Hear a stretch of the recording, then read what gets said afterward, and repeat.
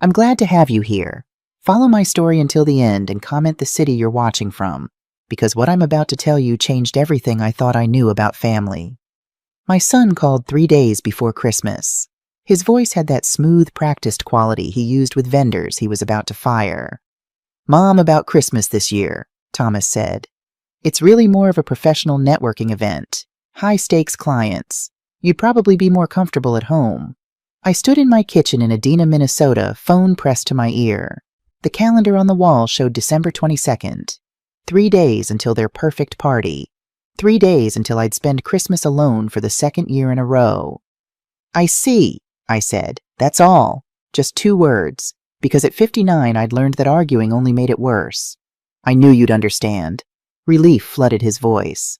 "We'll do something in January. Just us. Family dinner." He hung up before I could respond. No, I love you. No Merry Christmas. Just a dial tone and the hollow echo of his excuse. I looked around my kitchen. 23 drawings covered my refrigerator held up with magnets shaped like Minnesota landmarks. Crayon portraits from my granddaughter Abigail. Stick figures labeled me plus grandma. Hearts in pink and purple. A Christmas tree with presents underneath. She'd drawn them all in secret. I knew because they arrived in the mail with no return address. 9 years old, and she already knew her parents wouldn't approve of her loving me. The house was quiet. Too quiet. The kind of silence that settles into your bones when you realize you've become invisible to the people who should see you most. But here's what Thomas didn't know. What none of them knew. I wasn't just some retired scientist they could ignore. I wasn't obsolete, and I wasn't going to stay silent much longer. 4 years earlier, October, the doctor's words hung in the air like smoke. Stage 4 pancreatic cancer. "I'm sorry, Mrs. Morrison. We'll make him comfortable." Michael sat beside me in the oncologist's office, his hand wrapped around mine. His grip was still strong. He'd always had strong hands. Carpenter's hands, even though he'd spent 40 years as an accountant. "How long?" he asked. 3 to 6 months, maybe less. Michael died on a Tuesday morning in early October. The leaves outside our bedroom window had just started to turn, gold and red against a pale blue sky. Beautiful, like the world hadn't noticed it was losing one of the good ones. He squeezed my hand one last time, looked at me with those gray eyes that had seen me through 37 years of marriage. "You'll be fine, Liz," he whispered. "You're stronger than you think." Then he closed his eyes and left me. The funeral was everything Michael would have hated. Too many flowers. Too many people saying things that didn't matter. Thomas wore his expensive suit, the one he'd bought when he made VP at Hartwell Diagnostics. Rebecca flew in from Minneapolis with her husband and 5-year-old Abigail. Abigail stood beside me at the graveside. Her small hand gripped mine so tightly I could feel her pulse. When they lowered the casket, she looked up at me with Michael's eyes. "Grandma, where did Grandpa go?" I knelt down, brushed a curl from her face. "He's in the stars now, sweetheart. He'll watch over us from there." "Will he be cold?" My throat closed. I couldn't answer, just pulled her close and held on. Before Michael died, Sunday dinners were sacred. Thomas would bring his business ideas, spreading papers across our dining table while Michael carved the pot roast. "Listen to this strategy, Dad. It's going to transform Hartwell's market position." Rebecca would call from Minneapolis, her voice on speakerphone while Michael stirred gravy. "Can you believe what happened at the PTA meeting? Mom, tell her she's overreacting." Abigail would sprawl on the kitchen floor with crayons drawing elaborate scenes of dinosaurs and princesses. "Grandpa, look, it's you and me fighting a T-Rex." Michael would glance at me over the stove, that small smile playing at his lips. The one that said this. This is what matters. I'd be in my home office working on algorithms for Hartwell. Michael would bring me coffee around 3, lean against the doorframe. "Another breakthrough, Dr. Morrison." Getting closer, I'd say. "They don't appreciate you enough at that company." "They appreciate my work." "Do they?" He'd set the coffee down, kiss the top of my head. "Because from where I'm standing, you're the smartest person in that building. By a mile." I'd worked at Hartwell Diagnostics for 32 years. Started as a junior researcher fresh out of grad school. Built their diagnostic imaging department from nothing. When Thomas joined the company 15 years ago, I was proud. Thought we'd build something together. Michael used to say, "Watch out, Liz. Corporate politics doesn't care about family." I should have listened. The first 6 months after Michael died, the kids called often. Grief pulls people together even briefly. Thomas would check in on Sundays. "How are you doing, Mom? Need anything?" Rebecca visited twice that first month. Brought casseroles I wouldn't eat. Sat in the living room making awkward small talk while Abigail colored at my feet. But grief has a shelf life. At least theirs did. By month 7, Thomas's calls got shorter. "Hey, Mom, just checking in. I'm slammed at work. We'll talk soon." By month 9, Rebecca's visits stopped. "Really busy, Dad. Rain check." The rain check never came. The changes at work were subtle at first. I'd be explaining a diagnostic protocol in a meeting, and Thomas would interrupt. "That's good background, Mom, but let me bring this to the modern context." Like I was teaching history instead of cutting-edge AI research. Or he'd send emails about strategy without copying me. When I asked, he'd say, "Just operational stuff. Didn't want to clutter your inbox." Clutter. My inbox. At the company I'd helped build. The real shift happened at a board meeting in December 1 year after Michael died. I was presenting my research on neural network applications in medical imaging. 30 slides. 15 years of work. The board members listened politely, asked intelligent questions. Then Thomas stood up. "Mom's expertise is valuable," he said, "but we need to think about scalability, fresh perspectives, younger talent that understands where the market's heading." Younger talent. He was 33. I was 58. Apparently that made me obsolete. The board nodded, took notes, started asking Thomas questions they should have been asking me. After the meeting, I cornered him in the hallway. "What was that?" "What was what?" He wouldn't meet my eyes. "You undermined me in front of the board." "I was just providing context, Mom." He checked his watch. "Look, I have another meeting. We'll talk later." We didn't talk later. We stopped talking about anything that mattered at all. The second year was worse. Thanksgiving came and I wasn't invited. I found out from Facebook. Rebecca posted photos of a huge dinner at Thomas's penthouse. The whole family gathered around a table that could seat 20. Thomas carving turkey. His wife Celeste laughing with Rebecca. Abigail in a fancy dress sitting between her parents. I called Thomas. "I didn't realize you were having Thanksgiving dinner," I said, keeping my voice level. Pause. "It was last minute, Mom. Just immediate family." "I'm immediate family." "You know what I mean. It was small, intimate." The photo showed 20 people. Minimum. "Maybe next year," he said. Rebecca's birthday was in March. I sent a card called to wish her happy birthday. Got voicemail. Saw the party photos on Instagram 3 days later. Thomas and his family were there. Rebecca's husband's parents were there. I wasn't. When I asked Rebecca about it, she texted back, "Sorry, Mom. Last minute thing. You know how it is." I didn't know how it was. I didn't understand how I'd become someone they forgot to invite. The worst part was Abigail. She'd turned 6 the month after Michael died. Now she was 7, then 8. Growing up in photos I saw on social media. Birthday parties I wasn't invited to. School plays I didn't know about until after they'd happened. I asked Thomas once, "Can I take Abigail for the afternoon? Maybe we could go to the park." "She's busy with activities, Mom. Soccer, piano tutoring. Her schedule's packed." "I'm her grandmother." "I know. We'll figure something out." We never did. But Abigail found a way. The first drawing arrived in my mailbox on a Tuesday in September. No return address. Just my name and address in careful, crooked handwriting. Inside was a crayon portrait. 2 stick figures holding hands. Labels Grandma and me. A son in the corner with a smiley face. I taped it to my refrigerator and cried for the first time since Michael's funeral. More drawings came. 1 every week or 2. Sometimes more. Abigail never wrote notes, but she didn't have to. The pictures said everything. Me and Grandma at the park. Me and Grandma baking cookies. Me and Grandma with hearts all around us. 8 years old, and she was already learning to love in secret. Already learning that caring about me was something she had to hide. By the second Christmas without Michael, I had 23 drawings covering my refrigerator. 23 reminders that I hadn't been completely erased. Not yet. That Christmas I hosted dinner. Just me cooking Michael's pot roast recipe in a too-quiet house. I burned the roast, forgot the cranberry sauce, served store-bought rolls that tasted like cardboard. But Thomas called around 7, put Abigail on FaceTime. "Merry Christmas, Grandma." Her face filled the screen gap-toothed smile new haircut. Merry Christmas, sweetheart. I miss you. I miss you too. I made you a bow. Thomas's hand reached into frame, took the phone. Okay, sweetie, time for bed. Say goodbye to Grandma. But I wanted to show her. Abigail, bed, now. The screen went black. I sat alone in my kitchen, staring at the burned roast, the empty chairs, the Christmas lights I'd strung up for no one. That's when I realized I wasn't just being forgotten. I was being erased. Slowly, methodically. One missed invitation at a time, and I had no idea how to stop it. The breakthrough came at 2 a.m. I'd been working on the algorithm for months. Years, really, if you counted all the foundational research. But that night, everything clicked into place.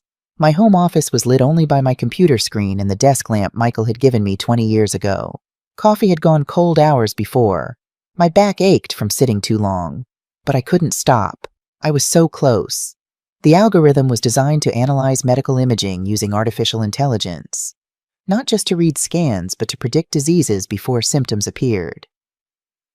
To catch the things doctors missed. The things that killed people before anyone knew what to look for. Things like pancreatic cancer.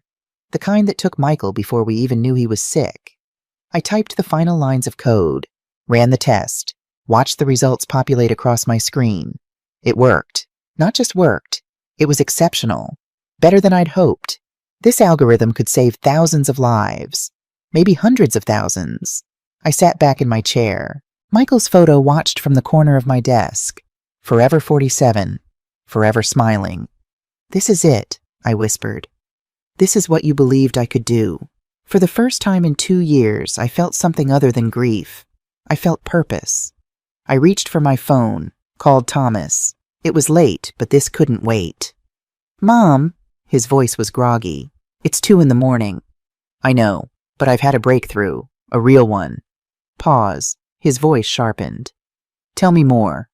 It's an AI algorithm for analyzing diagnostic imaging. It can predict diseases before they're symptomatic. Thomas, this could revolutionize early detection.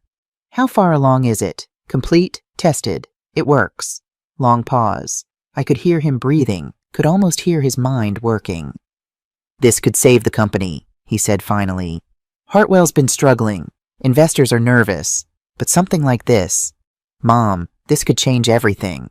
I should have heard the hunger in his voice. Should have recognized that tone. But I was tired, excited, and still desperate for my son to see me as valuable. I want to validate it first, I said. Run it past some colleagues, make sure I'm not missing anything. Of course. But Mom, when you're ready, this could be huge for Hartwell. For all of us. I know. I'm proud of you. Those 4 words. I hadn't heard them in so long. They hit like warm water after years of cold. Thank you, I whispered.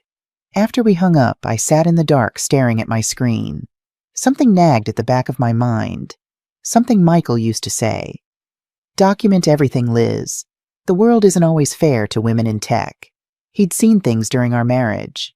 Colleagues taking credit for my work.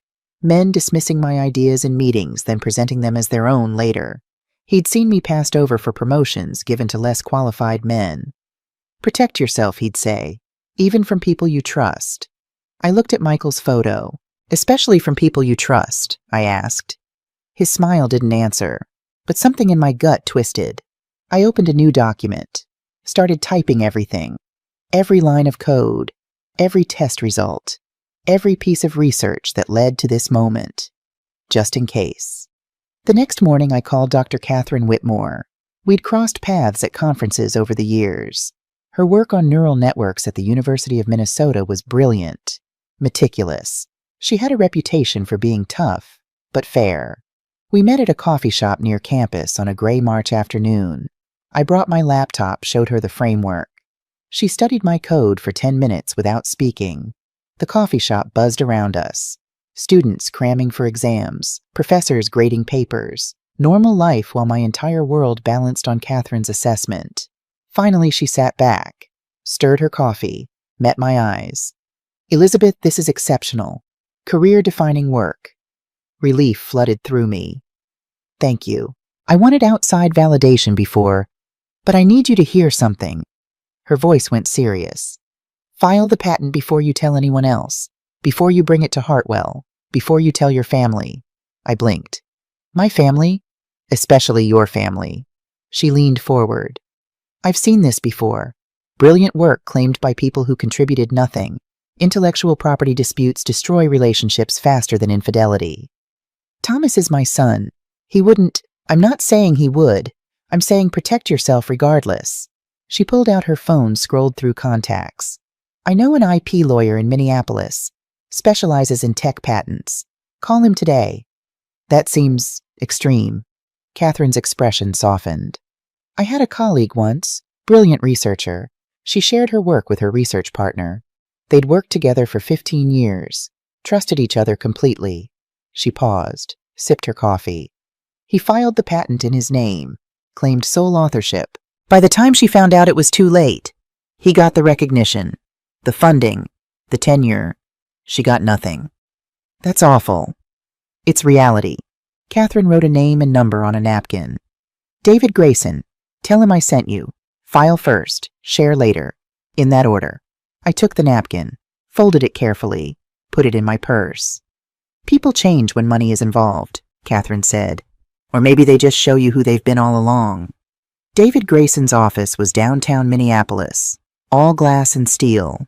A young receptionist with a professional smile led me to a conference room with a view of the city. David was maybe 45, sharp suit, sharper eyes. He shook my hand firmly. Dr. Whitmore spoke highly of you, he said. Show me what you've got. I walked him through the algorithm, the research, the testing. He took notes, asked questions that showed he understood not just the legal implications, but the technical complexity. After an hour, he closed his notepad. This is solid work, Dr. Morrison. Exceptional, actually. We'll file a comprehensive patent application, every line of code documented and time-stamped. If anyone tries to claim they developed something similar, we'll have a paper trail even the best lawyers can't break. How long does it take? Filing is immediate. Full approval can take a year or more. But what matters is the filing date. That establishes priority. I nodded slowly. I feel strange doing this without telling my son. He works at Hartwell. This technology would benefit the company. And it will, after you own it legally. David leaned back. Dr. Morrison, I've seen too many inventors lose their work because they trusted the wrong people. File now, share later. You can still work with Hartwell. You'll just do it from a position of protection. Protect yourself, Michael had said, even from people you trust. Okay, I said. Let's file.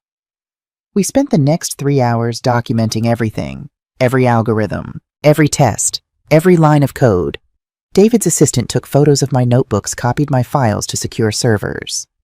We'll file tomorrow, David said as I was leaving. You'll have the paperwork by end of week. I drove home in rush hour traffic, hands tight on the wheel. The sun was setting over Minneapolis, painting the sky orange and pink. Beautiful, like the world was celebrating my decision. But guilt sat heavy in my stomach. This was my son, Thomas, the boy who used to bring me his science projects, who'd been so proud when I started at Hartwell. Was I really worried he'd steal my work? My phone buzzed. Text from Thomas. Hey, Mom, been thinking about your algorithm. Would love to hear more. Dinner this week. I stared at the message. He hadn't asked me to dinner in 6 months. Hadn't asked to hear about my work in over a year. Now suddenly he was interested. I texted back. Sure. Thursday perfect. 7 p.m. That Italian place you like. I put my phone down. Watched the road. Tried to ignore the voice in my head that sounded like Michael. Protect yourself, Liz. Document everything. The patent was filed. Every line of code. Every algorithm. Every breakthrough. Time-stamped and legally mine. I didn't tell Thomas. Didn't mention it at dinner on Thursday when he asked about the algorithm. I just explained the framework. The general concepts. How neural networks could be trained on imaging data. Not the specifics, not the code, not the pieces that made it revolutionary. This is incredible, Mom, Thomas said, leaning forward over his fettuccine. This could save Hartwell. Really save it. I'd like to validate it more first. Make sure it's ready. Of course. But when you are ready, he smiled. The same smile he'd had as a kid when he wanted something. We could do this together, mother and son, build something amazing. I wanted to believe him. God, I wanted to believe him. But something in his eyes didn't match his smile. something hungry, something that made my gut twist. "We'll see," I said. That night I sat in my office staring at the patent certificate David had sent over. Official, legal, binding. March 15th, 2022. The day I protected my life's work from my own son. I should have felt relieved. Instead, I felt like I'd just acknowledged that the family Michael and I built had already fallen apart. And the worst part, I had no idea how bad it was about to get. The weeks after filing the patent felt strange, like I was living two lives. In one life, I was Dr. Elizabeth Morrison, pioneer AI researcher woman with a patent that could change medicine forever. Protected. Legally secure. In the other life, I was just Mom, the woman Thomas called when he needed something. The grandmother who got crayon drawings in the mail from a child she wasn't allowed to see, Thomas called on a Tuesday afternoon. I was in my garden trying to resurrect the flower beds Michael used to maintain. Everything had grown wild since he died. Weeds choking out the roses. Grass overtaking the stone paths. "Mom, I need a favor." I stood up, brushed dirt from my knees. "What kind of favor?" "Hartwell's in a tough spot. We need innovation to get investors excited again. Your diagnostic work. Could you consult on strategy? Help us pitch the vision." Something in his voice. Eagerness. The kind that made successful salespeople and dangerous gamblers. "Consult how? Just come to some meetings. Explain the potential of AI in diagnostics. You wouldn't have to share the actual algorithm. Just the concepts, the framework." I looked at Michael's roses struggling under the weight of weeds. "When this week Thursday, I'll send you the details." After he hung up, I stood in the garden for a long time. The April sun was warm on my face. Birds sang in the oak tree Michael had planted when Thomas was born. This could be good, I thought. This could be us rebuilding. Or it could be something else entirely. I called David Grayson. "I'm considering consulting for Hartwell," I said. "Will that affect my patent? As long as you don't disclose the proprietary code or algorithm, you're fine. Keep it conceptual." And Dr. Morrison, "Yes. Document everything, every meeting, every conversation, every email." "You think that's necessary?" "I think it's smart." Hartwell Diagnostics headquarters sat on the outskirts of Rochester, Minnesota, glass and steel trying to look innovative. I'd helped design the research wing. My name was on a plaque by the entrance, Dr. Elizabeth Morrison, founding researcher, Imaging Division. Thomas met me in the lobby. Professional handshake, the kind he gave vendors. "Thanks for coming, Mom. This means a lot." He led me to a conference room. 5 people sat around the table. I recognized 2 from the board. The others were younger, sharper. Consultants, probably. The kind brought in to fix dying companies. "Everyone, this is Dr. Elizabeth Morrison," Thomas said. "She's been with Hartwell since the beginning. 32 years of diagnostic imaging research. And she's my mother, which makes this even more special." The others smiled politely. One woman, maybe 30, looked at me with barely concealed pity, like I was someone's grandmother playing scientist. "Dr. Morrison has been working on AI applications for medical imaging," Thomas continued. "Revolutionary stuff. I asked her to share some insights on where the field is heading." He gestured to the screen. My turn. I spent 40 minutes outlining the potential. How neural networks could be trained to recognize patterns humans missed. How early detection could save lives. How AI wasn't replacing doctors, but empowering them. I didn't mention my algorithm. Didn't share the code. Just painted the vision in broad strokes. The consultants took notes enthusiastically. Asked intelligent questions. One, a man named James with expensive glasses, kept saying paradigm shift and market disruption. Thomas beamed. Proud son with his brilliant mother. After the meeting, he walked me to my car. "That was perfect, Mom. Exactly what we needed." "Happy to help." "Would you be willing to come to more meetings, maybe help draft some strategy documents?" I unlocked my car. "I can do that." "Great. I'll send you an NDA. Just standard stuff. Protects what we're building." NDA. Non-disclosure agreement. "Why do I need an NDA?" "Everyone who consults needs one. Just paperwork. Nothing to worry about." He hugged me. Quick. Professional. I drove home with a knot in my stomach I couldn't explain. That night I read the NDA Thomas emailed. 8 pages of legal language. It basically said I wouldn't disclose any proprietary information I learned while consulting for Hartwell. I forwarded it to David Grayson. He called me 20 minutes later. This NDA pertains to their existing proprietary information. It doesn't extend to your independent work. Your patent predates this by a month. You're safe to sign. You're sure? Positive. But Elizabeth, keep your work separate. Don't mention your algorithm. Don't let them see your code. Consult on strategy only. I understand. Do you? His voice went serious. Because the best time to steal intellectual property is when the person doesn't realize they're giving it away. I signed the NDA because I wanted to trust Thomas, because I wanted to believe we were building something together, because even after everything, he was still my son. May through July, the collaboration, the next 3 months felt good, almost like old times. Thomas called regularly, not just about work, about life, about Abigail. She'd gotten the lead in her school play. She'd started taking art classes. She's really talented, Mom. You should see her drawings. I do see them, I thought. Every week in my mailbox. But I just said I'd love to visit sometime. Maybe take her to lunch. Yeah, definitely. Once things calm down at work, we'll set something up. The meetings at Hartwell continued.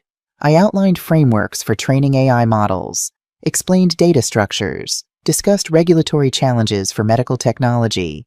Always careful. Always keeping my actual algorithm private. But I didn't realize how much Thomas was learning. How he could take my frameworks and extrapolate the rest.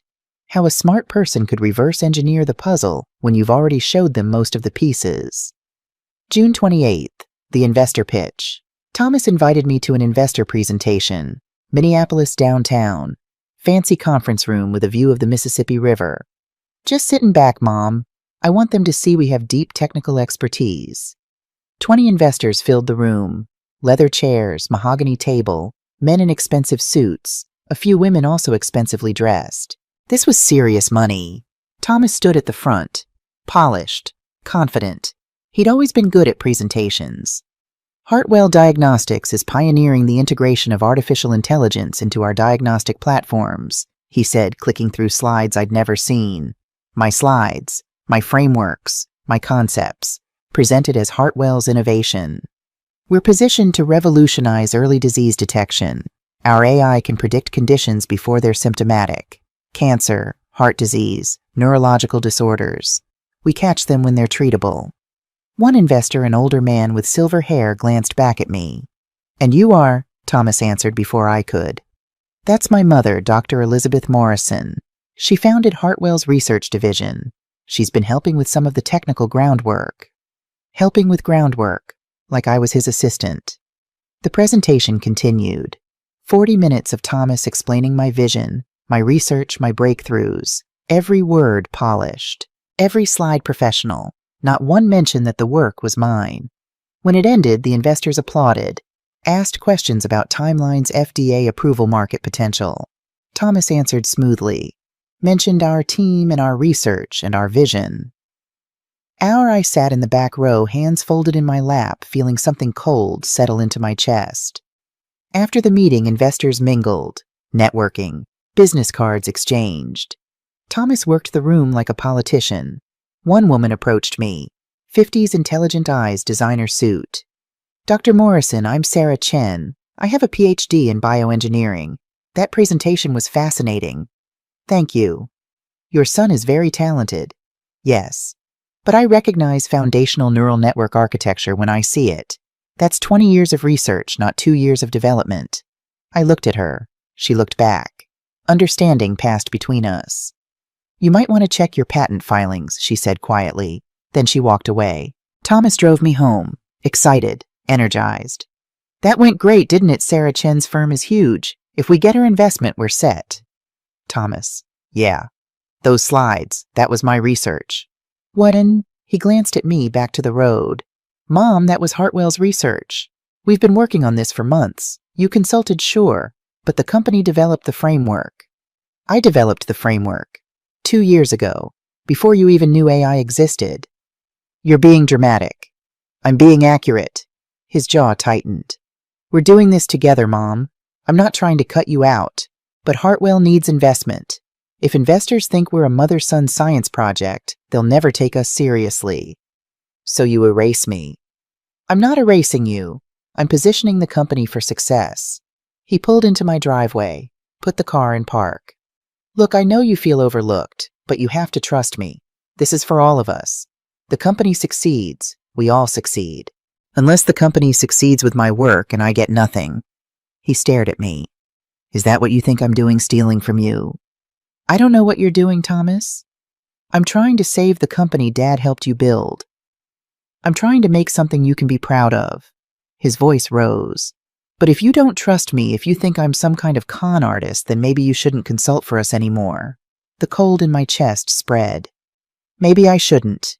I got out of the car, walked to my front door, didn't look back. Thomas drove away, fast, angry.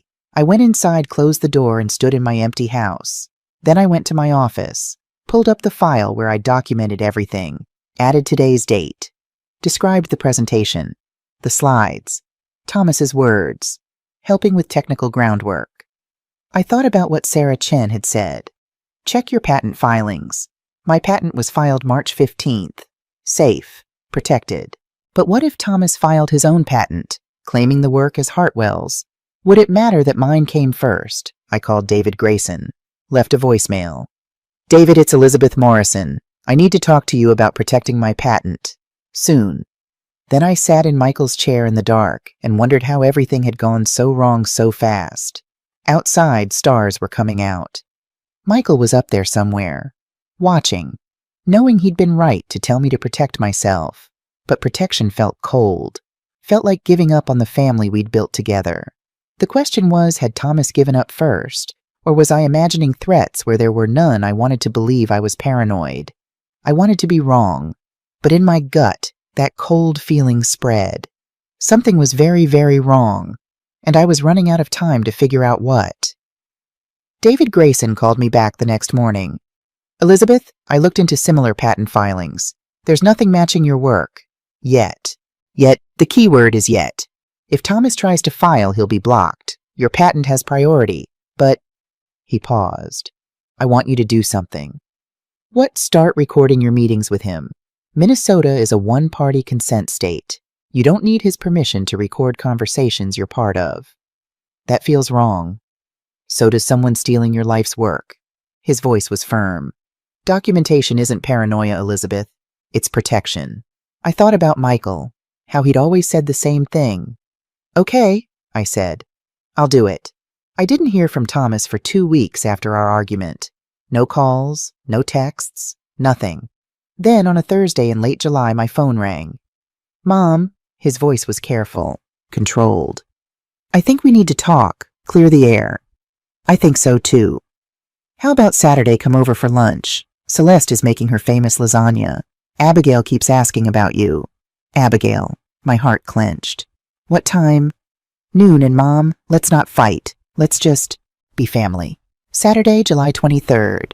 Thomas's penthouse overlooked downtown Minneapolis. Floor-to-ceiling windows, modern furniture that looked expensive and uncomfortable, art on the walls that probably cost more than my car.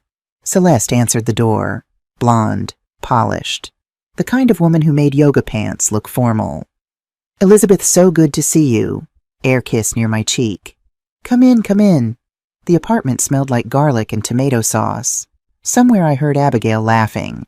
Then she appeared, running down the hallway in a purple dress, hair in braids. Grandma! She launched herself at me. I caught her, held her tight. She smelled like strawberry shampoo and sunshine. I missed you, sweetheart. I missed you too. I have so much to show you. I learned to play Twinkle Twinkle on the piano, and I got an A on my science project. And I made you something. Abigail. Celeste's voice sharp. Let Grandma breathe. Go wash your hands for lunch. Abigail's smile faltered, but she nodded, squeezed my hand once more, and ran off. Lunch was tense despite the lasagna. Thomas talked about work, safe topics, investor meetings, market projections. Celeste discussed Abigail's school, her piano lessons, the new tennis coach. Nobody mentioned the investor presentation. Nobody mentioned my research. After lunch, Celeste took Abigail to her room for quiet time, which meant I wasn't allowed to spend time with my granddaughter without supervision. Thomas led me to his home office, closed the door. Look, Mom, about the presentation. I could have handled it better. You could have, but you have to understand. Investors need confidence. They need to believe Hartwell has a unified vision, a strong team. If I tell them it's all based on one person's research, your research, they get nervous. What happens if you leave? If you get sick? If something changes? So you pretend the work is yours. Not mine, ours, the company's. He leaned against his desk. Mom, I'm not trying to hurt you. I'm trying to build something. Something Dad would be proud of. Don't use your father. He'd want this. He'd want the company to succeed. He'd want us working together. I looked at my son, 34 years old, wearing a polo shirt that probably cost $300, living in a penthouse I couldn't afford. Are we working together, Thomas? Or are you working and I'm just there? That's not fair. None of this is fair. I stood. I'm going to say goodbye to Abigail. Mom, I'm not fighting with you. I'm just done pretending everything is fine. Abigail's room was pink and white, stuffed animals everywhere, a desk covered in art supplies. She sat on her bed holding a large piece of construction paper. Grandma, look. She held it up. I made this for you. It was us, stick figures holding hands, a house, a garden, a sun with a smiley face. At the bottom in careful letters, I love you, Grandma, from Abigail. My throat closed. It's beautiful, sweetheart. Can you put it on your refrigerator with the others? You know about the others, she nodded. I put them in the mail when Mom's not looking. Dad helps sometimes. Thomas helped, so he knew. All this time he knew Abigail was sending me drawings in secret. I'll put it in the best spot, I promised. Abigail. Celeste appeared in the doorway. Time to let Grandma go. But I just got to see her. Now please. I hugged Abigail, whispered, I love you, so much. She held on tight. Why don't you come over more? Before I could answer, Celeste stepped between us. Come on, sweetie. Grandma has things to do. Thomas walked me to the elevator. Didn't say anything until the doors opened. She misses you, he said quietly. Then let me see her. It's complicated. It's not complicated. You're making it complicated. The elevator arrived. I stepped in. Mom, wait. About the algorithm. I really do think we could do something amazing together, if you just trust me. The doors closed. On the way down, I stood alone in the mirrored elevator, looked at my reflection, 59 years old, gray in my hair, lines around my eyes. When had I become someone my own son couldn't trust with his truth? Or more accurately, when had he become someone I couldn't trust with mine? After that lunch, things got worse. Meetings at Hartwell happened without me. Thomas would say, just operational stuff, Mom. Budget reviews, HR matters. But I'd see the notes later. Strategy sessions, technology roadmaps, everything I should have been part of. Rebecca called in August. Rare enough that I answered immediately. Hey, Mom, how are you? Fine, you good. Listen, I'm having a little get-together for my birthday. Just family. Can you make it? Hope fluttered. Of course. When September 10th, 6 o'clock, casual. I'll be there. But September 10th came. I drove to Rebecca's house in Minneapolis. Nice neighborhood. Her husband made good money as an architect. I rang the doorbell, waited. Rebecca answered, eyes wide. Mom? What are you doing here? Behind her I could see people. Thomas, Celeste, Abigail, Rebecca's husband's parents, at least 15 people. Your birthday party. You invited me. That's next weekend, Mom. She wouldn't meet my eyes. This week is just, my husband's family. I thought you said family. I meant his family, our intimate circle. I looked past her, saw Thomas see me, saw him look away. I see, I said. I'm sorry. Honestly, I thought I said next weekend. Total miscommunication. Right, miscommunication. I walked back to my car, didn't cry until I was on the highway. Even then, it was just a few tears. I was getting good at swallowing grief. There was no party next weekend. I knew there wouldn't be. The call came from a number I didn't recognize. Dr. Morrison, this is William Porter. I'm a venture capitalist with Northland Investments. I'm not looking for investment, Mr. Porter. I'm not selling. I'm warning. He paused. Your son approached us 3 months ago, pitched an AI diagnostic algorithm as Hartwell's proprietary technology. My blood went cold. When exactly June 15th, right after Memorial Day. 2 weeks after I'd filed my patent. 3 months after Thomas had learned about my work. Did he say where the technology came from? He claimed Hartwell developed it in-house. A team effort. Revolutionary AI framework for medical imaging. William's voice hardened. But I did my homework, Dr. Morrison. I found your patent filing, March 15th. The framework in Thomas's pitch matches your patent almost exactly. Why are you telling me this? Because I don't do business with liars, and because my mother is a researcher. I know what it's like when men take credit for women's work. He paused. I'm emailing you the pitch deck. You should see what he's been saying. The email arrived 2 minutes later. 23 slides, professional graphics, Hartwell logo on every page. Revolutionary AI framework for predictive diagnostics. Proprietary technology developed by Hartwell Diagnostics. Led by Thomas Morrison, VP of Innovation. Every slide detailed my work, my algorithms, my research, my breakthrough, presented as if Thomas had invented it. I sat at my kitchen table and read it 3 times. Each time the betrayal cut deeper. My son hadn't just taken credit. He'd tried to sell my work, for profit, to multiple investors, while pretending we were building something together. I called Catherine Whitmore. She came over that night, read through the pitch deck, didn't say anything for a long time. Finally, Elizabeth, I'm sorry. I filed the patent. I'm protected legally. Yes, but that's not what I'm sorry about. She closed the laptop. I'm sorry your son did this. I'm sorry you can't trust your own family. I'm sorry that speaking up means destroying relationships. What should I do? What do you want to do? I thought about Abigail's drawings on my refrigerator, about Thomas's lies, about Michael's voice. Protect yourself, Liz. I want justice, I said, but I don't want to hurt innocent people. Sometimes justice hurts everyone, including the person seeking it.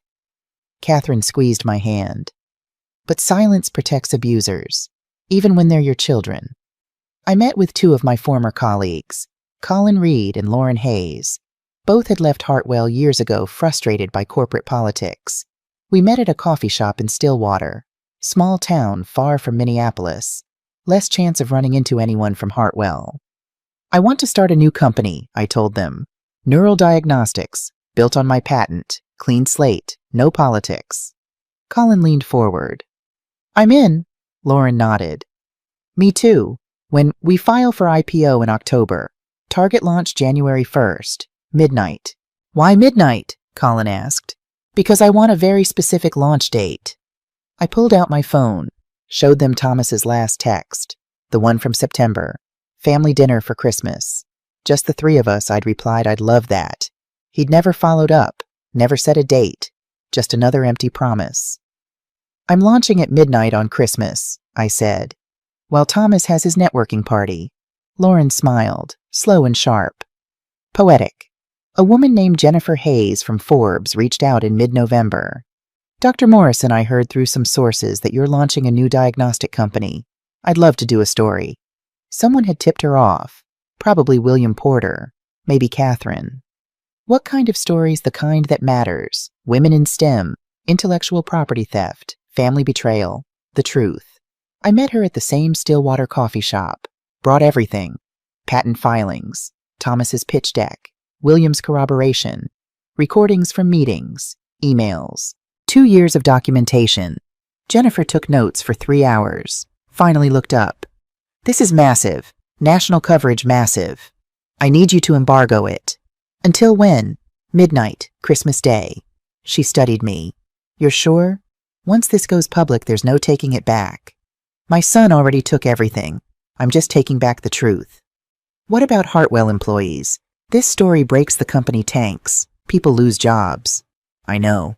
The guilt sat heavy.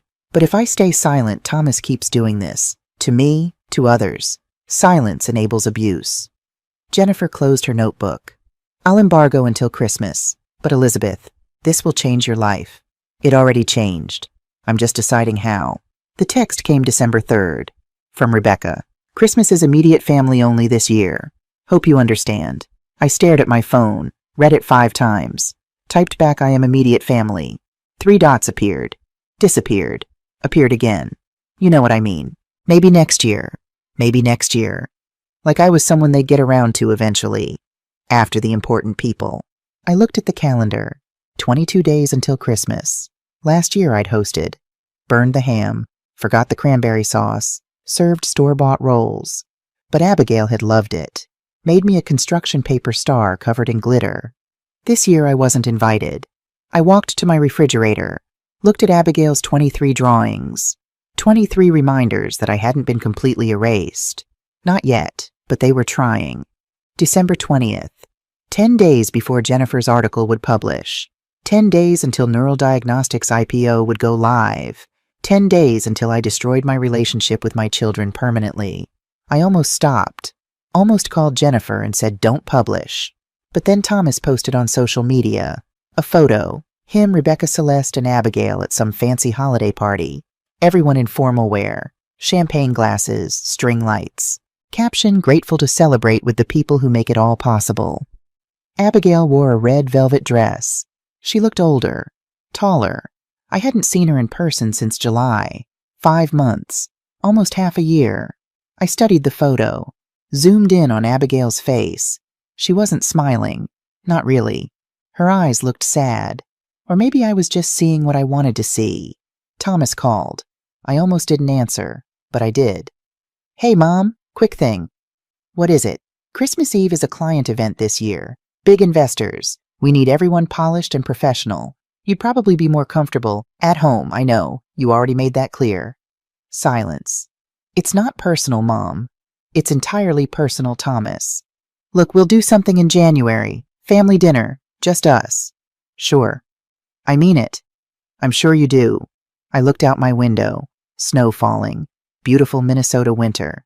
Have a good party, Thomas. Mom. I hung up. Then I opened my laptop. Sent an email to Jennifer Hayes. Subject greenlight. Body publish it. 2 words. That's all it took to detonate my family. I hovered over send for 5 minutes. Thought about Abigail. About Michael. About 32 years at Hartwell. About being erased one dinner invitation at a time. Thought about Thomas selling my work to investors. About the lies. About the betrayal. I clicked send. The house was quiet. Too quiet. I cooked dinner for 1. Simple pasta. Salad, glass of wine.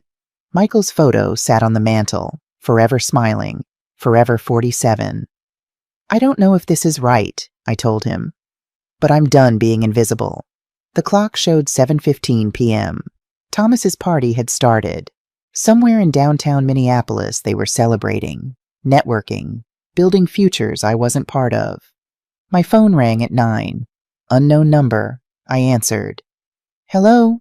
Grandma, whispered, scared. It's me, Abigail. I miss you, her voice cracked. I wanted to call, to say Merry Christmas. I miss you too, sweetheart. So much. I made you a big drawing, the biggest one. It's you and me at the park with the ducks. Mom said I couldn't send it, but I'm going to anyway. I'm going to hide it in my backpack and mail it when she's not looking. I can't wait to see it. Background noise, music. Voices. Someone calling her name. I have to go, she whispered fast. Mom's looking for me. I love you, Grandma. I love you, baby. The line went dead. I sat holding the phone, tears running down my face. 9 years old, and she was already learning that loving me was something to hide. 11:45 p.m. I sat at my kitchen table, laptop open, Forbes article queued. Neural Diagnostics IPO ready to go live at 12:01. 15 minutes until my life changed forever. I thought about calling it off. 1 email to Jennifer. 1 click to stop everything. But then I thought about Thomas's pitch deck. About being uninvited to my own granddaughter's life. About 2 years of lies and erasure and betrayal. About the 23 drawings on my refrigerator. About Abigail whispering on the phone because loving her grandmother was forbidden. 11:58. I stood by the window, snow falling. Silent night, holy night. The town was quiet, lights in neighbor windows, Christmas trees glowing. Normal families doing normal things. Tomorrow my family would hate me. But tonight, for these last 2 minutes, I was still just Mom. Still just grandma. Still someone they might love if they remembered how. 12 Yaziru, midnight, Christmas Day. My phone lit up, notifications flooding in. The Forbes article was live. Tech pioneer accuses son of stealing patented AI framework. Patents, emails, recordings, William Porter's testimony, Catherine's corroboration. Everything documented, everything proven. The truth finally told. Neural Diagnostics IPO, $2.7 billion valuation.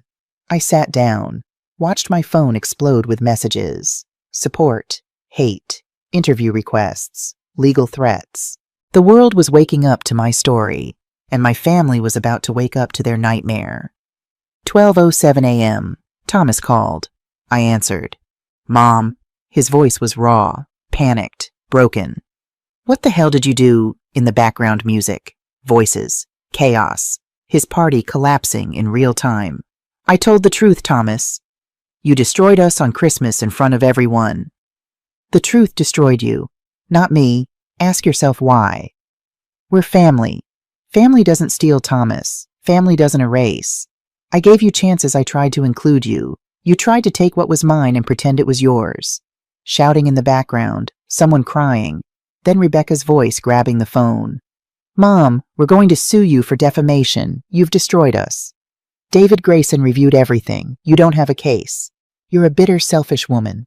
Rebecca's voice broke. You couldn't stand to see us succeed. I couldn't stand to be erased from my own life. The line went dead. I sat in the dark, phone glowing in my hand. It was done. The truth was out, and there was no taking it back. My children hated me. My granddaughter would grow up hearing how I destroyed the family. Hartwell would collapse. Innocent people would lose jobs. But the alternative was silence. Was letting Thomas steal and lie and erase. Was teaching Abigail that being quiet was safer than being honest. Outside Christmas morning, snow kept falling. Inside, I sat alone with my decision. Right or wrong, it was made, and I would have to live with every consequence. By 1 a.m, my phone showed 53 missed calls. I sat in the dark living room, phone face up on the coffee table, watching notifications light up the screen like fireworks. Each buzz felt like a small explosion. Thomas 17 calls, Rebecca 12 calls, unknown numbers 24 calls. The Forbes article had been live for 1 hour, already shared 50,000 times. The hashtag Diagnostic Justice was trending nationwide, number 3 on Twitter, rising. I picked up my phone, scrolled through the notifications without opening them, voicemails piling up, text messages flooding in, email after email after email, support messages, you're a hero. Thank you for your courage. This is what bravery looks like. Hate messages, family destroyer, bitter old woman. Hope your revenge was worth it. Media requests NBC wants an exclusive interview. Good Morning America would love to have you on. 60 Minutes is interested in your story. I turned the phone off, set it down, stared at the dark screen. The house was completely silent. No music, no television, just the hum of the refrigerator and the sound of my own breathing. This was it, the moment I'd been planning for months. The truth was out. Justice was served. The algorithm was protected. My work was credited. So why did I feel like I'd just detonated a bomb in my own life? I walked to the kitchen, made tea I wouldn't drink, stood at the window watching snow fall in the streetlight. Beautiful, peaceful, like the world hadn't just watched me destroy my family on Christmas morning. Michael's photo sat on the mantel in the living room. I could see it from here, forever smiling, forever 47, forever believing I was stronger than I thought. I hope you're right, I whispered to him, because I don't feel strong. I feel like I just made the biggest mistake of my life. The tea went cold in my hands. I didn't sleep that night. Just sat in Michael's chair watching darkness turn to gray, turn to dawn. Christmas morning, the day everything changed. Catherine arrived at 7 with coffee and bagels. I heard her car in the driveway, heard her footsteps on the porch. Didn't get up to answer the door. She let herself in with the spare key I'd given her months ago. Elizabeth, her voice gentle, careful. Kitchen. She found me still in Michael's chair, still wearing yesterday's clothes, hair uncombed, eyes dry from not sleeping. She didn't say anything, just set the coffee and bagels on the table, sat down across from me, waited. "I did it," I finally said. "I know. The articles everywhere. I know. People are calling me a hero. People are calling me a monster. I know." I looked at her. Catherine Whitmore, brilliant researcher, tough as nails, the woman who'd warned me to protect myself, who'd told me silence enables abusers. "Was I wrong?" I asked. She took a long time to answer, sipped her coffee, looked out the window at the snow. "You did the right thing," she said finally. "That's not what I asked." "I know." She met my eyes. "You did the necessary thing. Sometimes they're the same. Sometimes they're not." "That's not reassuring." "I'm not here to reassure you, Elizabeth. I'm here to sit with you while you live with your decision." We sat in silence for a while, drank coffee, didn't touch the bagels. Finally, Catherine said, "Thomas held a press conference last night. Did you see it? No? You should watch it." "Why?" "Because he's falling apart, and you need to see what your truth did to him." She pulled out her phone, opened YouTube, found the video. Thomas appeared on screen. Press conference room, bright lights, cameras. His face looked haggard, eyes red and swollen, tie crooked, hair uncombed. I'd never seen him look so undone. A reporter's voice. "Mr. Morrison, Dr. Morrison filed her patent in March 2022. You approached investors in June 2023. Can you explain the discrepancy?" Thomas's mouth opened, closed, opened again. The research was collaborative, family development, shared intellectual property between mother and son. Did you have Dr. Morrison's permission to pitch her patented technology? We were working together on— That's not what I asked, Mr. Morrison. Did you have explicit permission? Thomas froze, looked at someone off camera, then back at the reporters. He stopped, started again. "I believed we had an understanding, a legal understanding, a written agreement. It's more complicated than, Mr. Morrison, did you knowingly misrepresent your mother's patented work as Hartwell Diagnostics' proprietary technology? Yes or no?" The silence stretched. 5 seconds, 10 seconds, 15. Then Thomas stood up. No further questions. He walked off stage. The camera followed him, caught him pushing through a side door. Someone Celeste probably reaching for him. The video ended. I sat staring at Catherine's phone. "That clip has 5 million views," Catherine said quietly. "And it's been less than 12 hours. He looked destroyed, yes." "Good," I said, then immediately felt sick. "I don't mean good. I don't know what I mean." Catherine took her phone back. "You can feel 2 things at once, Elizabeth. Relief that the truth is out, and grief that telling it hurt people you love. 240 people work at Hartwell. Good people. People with families. I know. When this hits the market Monday morning, when investors pull out, when the stock crashes—" I couldn't finish the sentence. "That's not your fault. Isn't it? I pulled the trigger. Thomas loaded the gun. He aimed it. He just didn't expect it to fire back at him." Catherine leaned forward. "Elizabeth, listen to me. You didn't destroy Hartwell. Thomas did when he stole your work. You just documented it. If the company can't survive truth, then it deserves to fail. Tell that to the lab technicians losing their jobs. Tell that to the receptionist with 3 kids. Tell that to everyone who had nothing to do with Thomas's lies." Catherine didn't have an answer for that, because there wasn't one. From Jake Morrison at Hartwell Diagnostics. Subject, please read. I almost didn't open it. Another journalist probably. Another interview request.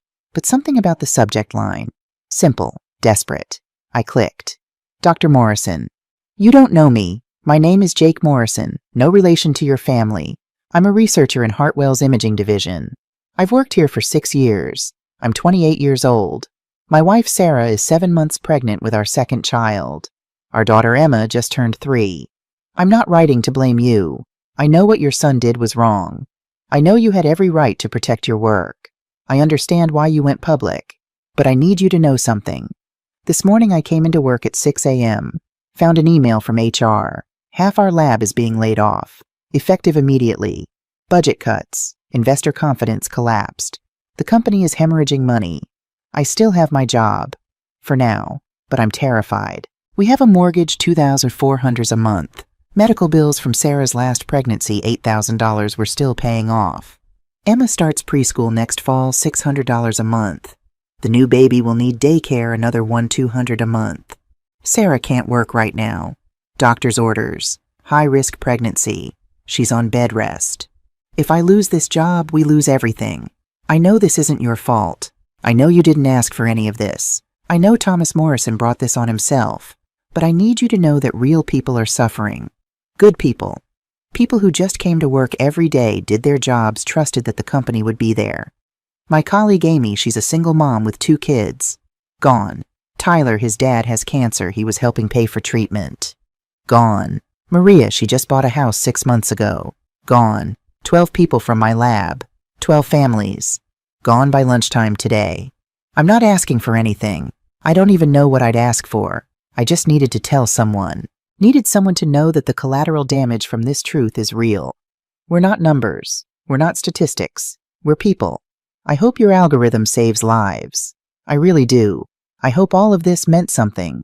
But right now it just feels like everything is falling apart. Jake Morrison, Senior Researcher, Imaging Division, Hartwell Diagnostics. I read the email 7 times. Each time the words cut deeper. Real people are suffering. We're not numbers. Everything is falling apart. I stood up, paced the kitchen, sat back down, read it again. Catherine had left an hour ago. The house was empty. Just me and Jake Morrison's words. 28 years old.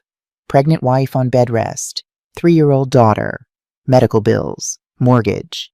The weight of a family dependent on a job that was hanging by a thread because I'd told the truth. I'd known this would happen. Had prepared for it. Told myself that protecting my work mattered more than protecting Thomas's lies. But knowing intellectually and feeling the crushing weight of it were completely different things. Jake Morrison wasn't abstract. He wasn't theoretical. He was real. And his suffering was real. And it was happening because of choices I'd made.